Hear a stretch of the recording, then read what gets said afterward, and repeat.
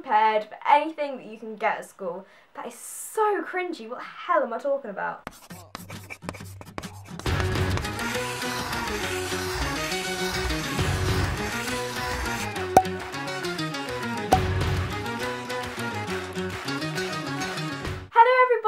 So I'm back again with another back to school video, and today I'm going to be doing kind of like a advice tips kind of video. I did one of these last year and you guys really seemed to enjoy it, so I thought I would do one again.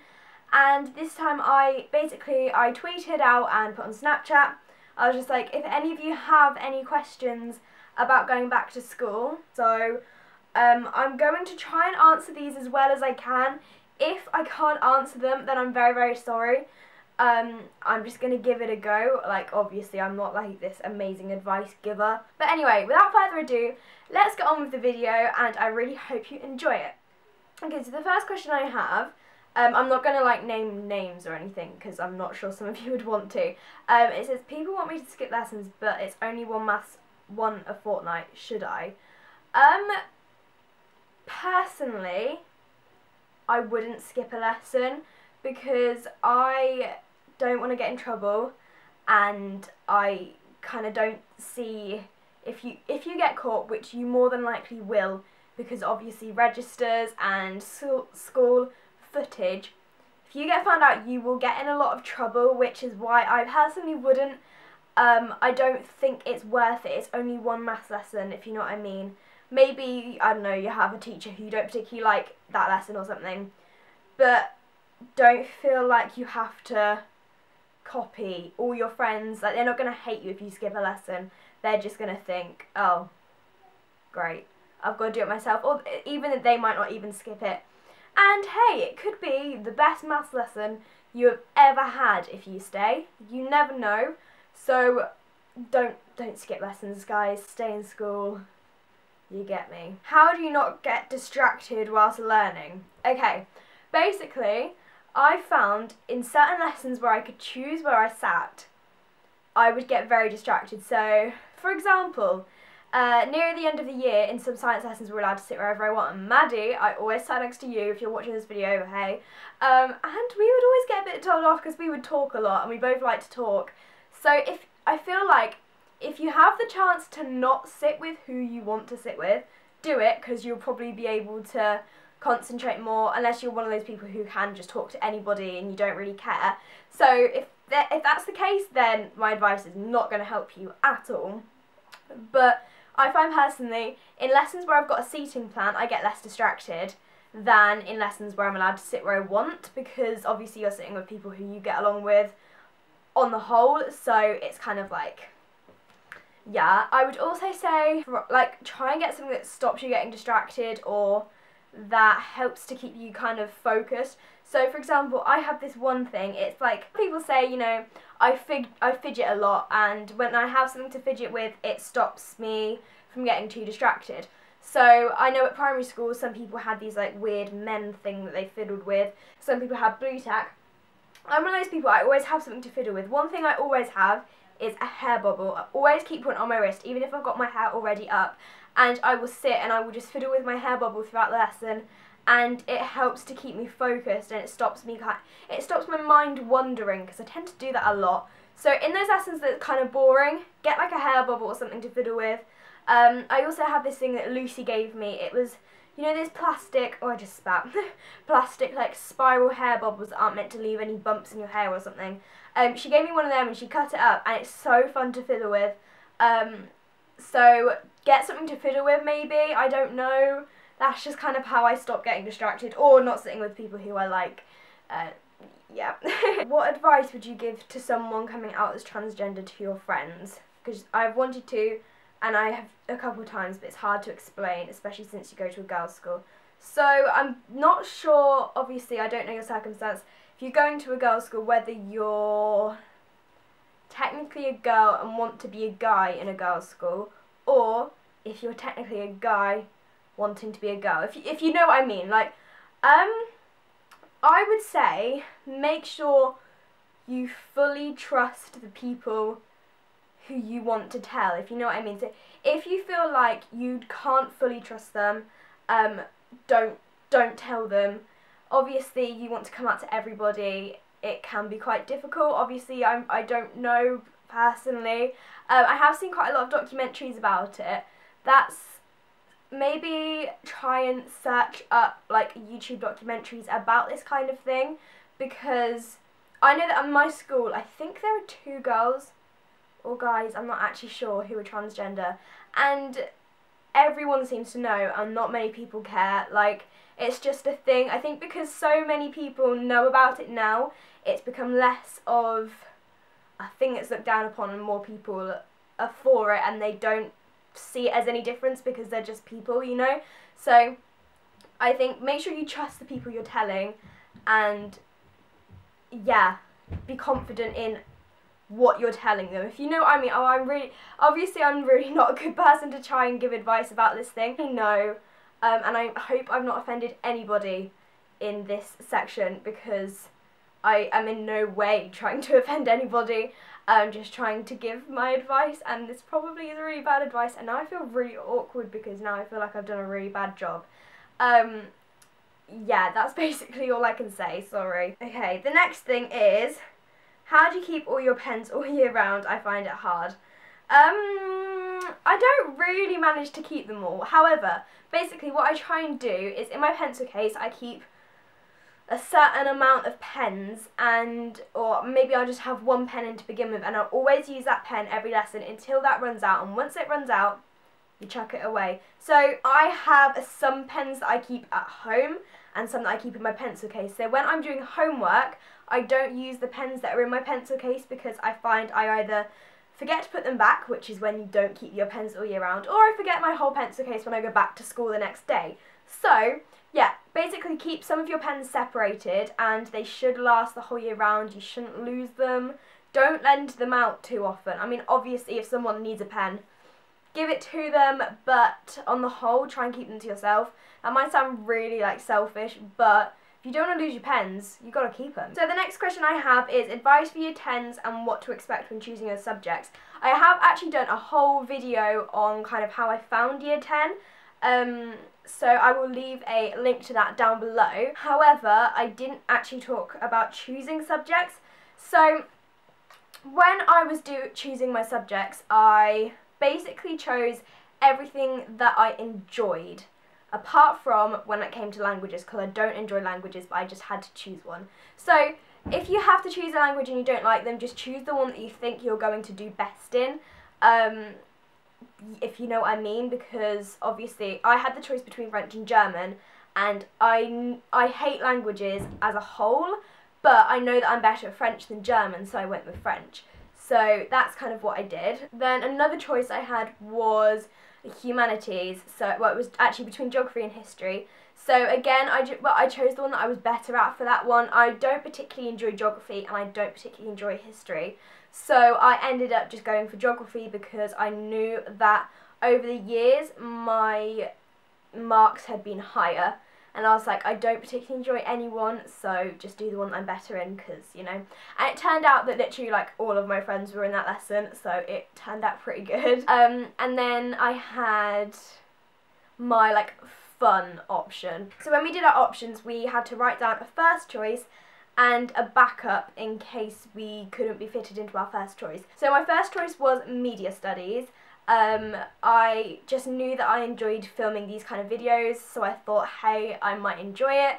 I didn't really know, and my second choice I put down was drama, because I'd always enjoyed our drama lessons throughout the years at school. And so I submitted it in, and then it came to it, and I was just thinking, like, I really don't want to do this. So I went to my, it wasn't technically our head of year at that time, it was kind of like it was head of, like, I think it was head of Key Stage 4, and I went and I was like, I really don't want to do the subject that I've chosen. He was like, okay, do you do your backup subject? And I was like, no, I really don't want to.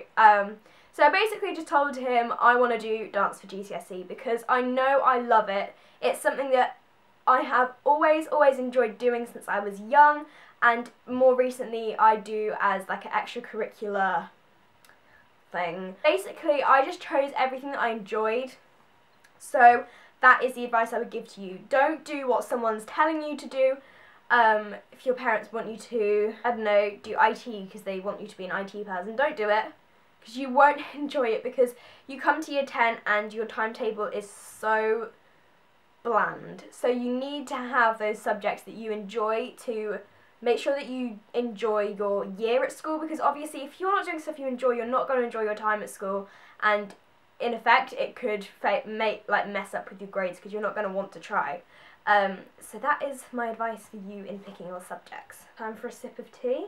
Okay, so the next question is, what should I do if my parents only care about grades? So I'm really lucky in the fact that my parents don't mind what my grades come out as long as I have tried, which I'm so glad about, because there are certain subjects that I know I am not going to do well in, whereas there are some subjects that I think, hey, I know I'm going to do okay in this.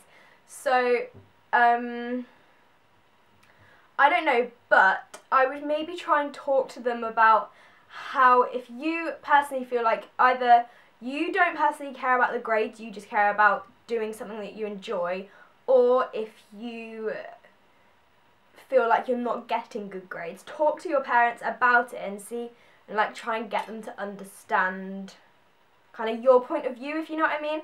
So don't like approach it like angrily, just try and have like a calm talk about it, maybe even with a cup of tea, you never know, and just try and talk to them about the way you feel, and how maybe if you're feeling stressed about the grades, or maybe if they're putting pressure on you. I don't know whether they are, obviously I don't know who you are who asked me this question, but try and make them understand how you feel. Say like you understand how they feel, how, I don't know, grades are good, and you need grades to get into uni and stuff, but if you personally can't physically do it, or if you don't want to go into something academic, then try and make them understand that, but in as like calm and nice way as possible. Don't know if that's good advice or not, but hey. So the next question is, how can I balance my time between schoolwork and extracurricular? Okay, so year 7, 8 and 9, I didn't really do any clubs. I was kind of boring. Actually no, throughout year 9 I started to, and year 10 I had quite a lot going on, and I did end up, obviously year 10 is a busy year in general, and I did actually start doing stuff outside of school. So I have a calendar on my wall. It's just a Joe and Casper Hit the Road calendar, and I would write down all the times where I had my like after school activities, so I would write all of that down, and obviously we have our planners at school, so I would obviously write all my homework in there, and I would basically just say, so some days when I had rehearsals I would say, right, I literally can't do any homework that night, and it would be Tuesdays I had dance and I couldn't really fit any time in to do homework, and sometimes, so like obviously I couldn't do that, so then I would think, okay, Saturday and Sunday I need to do Monday, Tuesday, Wednesday's homework because I don't have any time to do it. So that is what I would do, and I would kind of plan it out like that. However, for this year, I have bought something. I bought tickets for Saffron's book tour, but this year I have bought this. This is, it says, oh gosh, 2017-2018 mid-year planner, and this is huge, and I'm going to be putting this up on my wall. Don't even know if you can see, I can't see, but this is how big it is. And I have seen so many people using these to help balance their time. So this is, you use a whiteboard on it. It does come with a whiteboard pen, and it also came with these sticky dots that you can use on it. I don't personally know whether I'll use this, but I do know for some people this is very, very useful. They colour code everything. Like, so they'll say, I don't know, this club on this day, and they'll stick the sticker on all of that. If you know what I mean, I don't really know. But basically this just has Sunday, Monday, Tuesday, Wednesday, Thursday, Friday, Saturday, and I think it has 3, 4, 5, quite a few, all the way across, and then all the way down it has the months of like the school year. Well, it goes August to August, so that is very useful. It's got all the dates, it says like when holidays are, that kind of thing. So I'm going to be using this year for planning when I'm going to do what homework, writing down when I have dance, rehearsals, all of that kind of thing. And especially as this year I do have my GCSEs, I think this will be super useful in writing down when I have everything. Another thing that I find extremely useful again is planning out a week in a notebook. For example, have a cute notebook and you make sure it's lined, because it annoys me if it's not, and write down things to do on Monday, Tuesday, Wednesday, and you will write down a whole list of everything that you need to get done on those 3 days. Maybe set a time bracket, so you're kind of making yourself a little list of things to do, and I just find doing that very useful. I tend to do that a lot on weekends because obviously we have the whole day free, not just 3 or 4 hours. I don't really know whether that helped or not, but you know, I'm trying, guys. The next question I have is how to make friends on your first day of school. I'm not sure whether you mean like you're starting a new school, like you're going into year 7 or something, or whether you mean just going back to school, you want to make more friends. I don't know. Basically, I would say be yourself. So try not to be too nervous. Unless you're like a nervous person, then be nervous all you want. I don't know. And if you're really confident, then make sure you're confident, but I would just say, don't be cocky.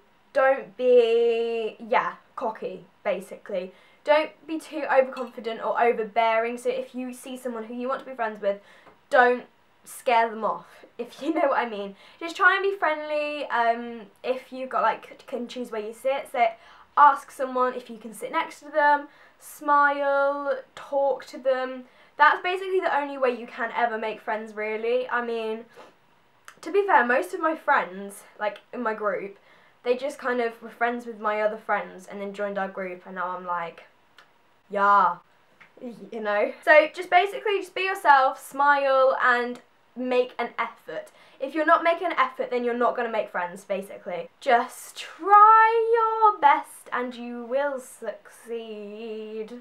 Okay, the next question, well, it's not really, it's how can you stop procrastinating? I am one who procrastinates a lot, especially when it comes to homework. I leave everything until last minute, which, to be honest, I wouldn't recommend, because if you're then really stuck, you can't really do anything, and you're just like, I've got to hand this homework in like tomorrow, and I have no clue how to do it. Then you can't really ask for help. So obviously I would say try and get everything done as soon as possible. And for me, the only way I can stop procrastinating is if I do my homework whilst watching something. I can't listen to music whilst working, because with music I sing along and I can't focus. But if I'm watching something, it's kind of more background noise, and if my mind's starting to drift a bit from my work, just quickly look up, see what's happening on my screen, and then I can get back and work. For me, that is the only way I can stop procrastinating. Another thing is aeroplane mode, and give your phone to someone and say, don't give this back to me for 2 hours or something. To be fair, I've never actually done that, but I do often put my phone on aeroplane mode because it stops the distraction, and to be honest, sometimes I am tempted in turning it off aeroplane mode, but if you do put it on aeroplane mode and chuck it to the other side of the room, it's out of arm's reach, you then aren't as tempted to pick it up and go on it. So you're more likely to get on with your work.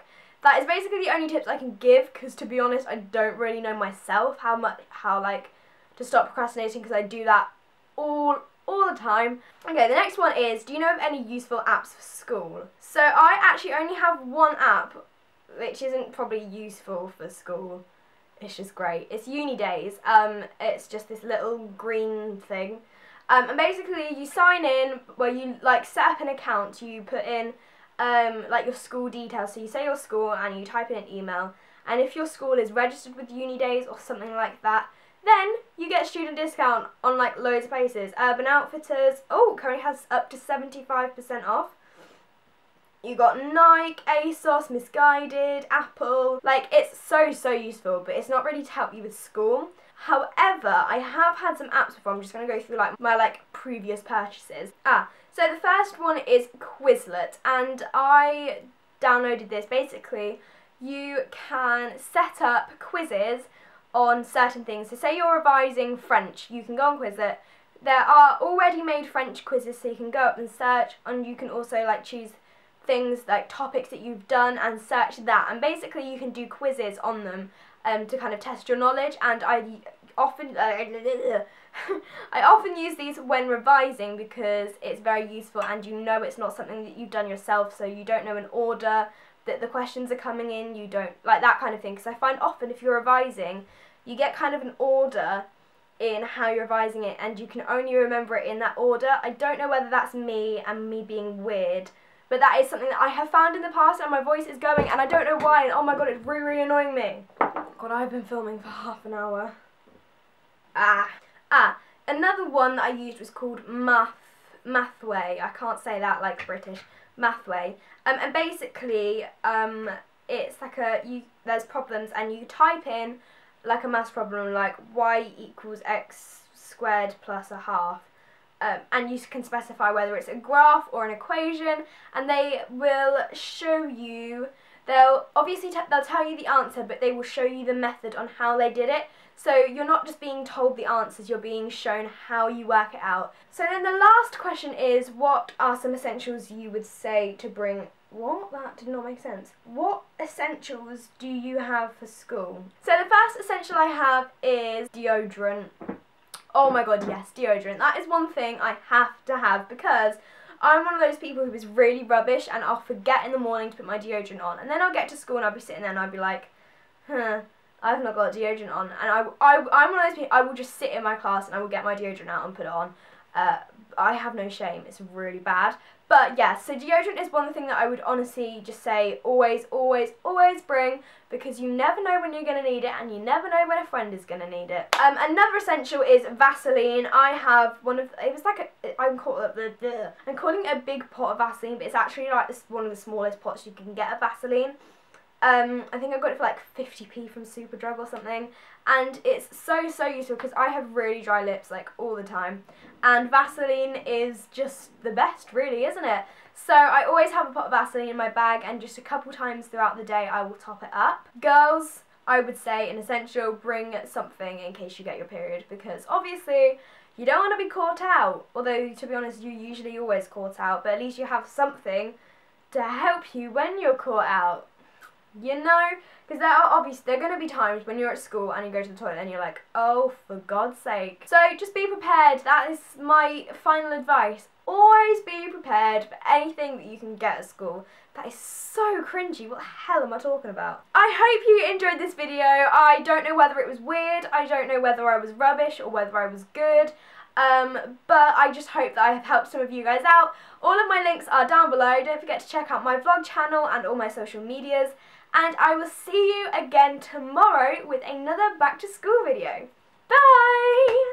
I'm really weird. For God's sake, if I'm not in focus, I do not want to film that whole video again.